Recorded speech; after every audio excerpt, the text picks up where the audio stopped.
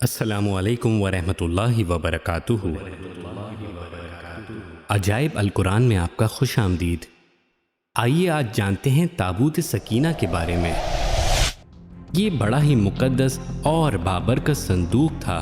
اسرائیل جب کفار سے جہاد کرتے تھے اور بنی اسرائیل جب کفار کے لشکروں کی کثرت اور ان کی شوکت دیکھ کر سہم جاتے اور ان کے سینوں میں دل دھڑکنے لگتے تو وہ اس صندوق کو اپنے آگے رکھ لیتے تھے، تو اس صندوق سے ایسی رحمتوں اور برکتوں کا ظہور ہوتا تھا کہ مجاہدین کے دلوں میں سکون و اطمینان کا سامان پیدا ہو جاتا تھا اور مجاہدین کے سینوں میں لرزتے ہوئے دل پتھر کی چٹانوں سے زیادہ مضبوط ہو جاتے تھے۔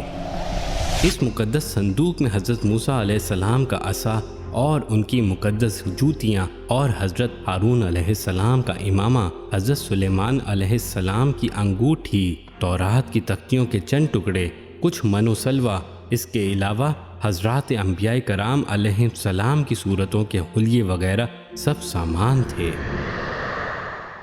قرآن مجید میں خداوند قدوس نے سورہ بقرہ میں اس مقدس صندوق کا تذکرہ فرماتے ہوئے ارشاد فرمایا ہے، ترجمہ: اور ان کے نبی حضرت شمویل نے فرمایا کہ اس طالوت کی بادشاہی کا نشان یہ ہے کہ تمہارے پاس وہ صندوق آ جائے گا جس میں تمہارے رب کی طرف سے تمہارے دلوں کا چین اور حضرت موسیٰ و ہارون علیہ السلام کے کچھ تبرکات ہیں۔ فرشتے اس صندوق کو اٹھا کر لائیں گے، یقیناً اس میں تمہارے لیے بڑی نشانی ہے اگر تم ایمان رکھتے ہو۔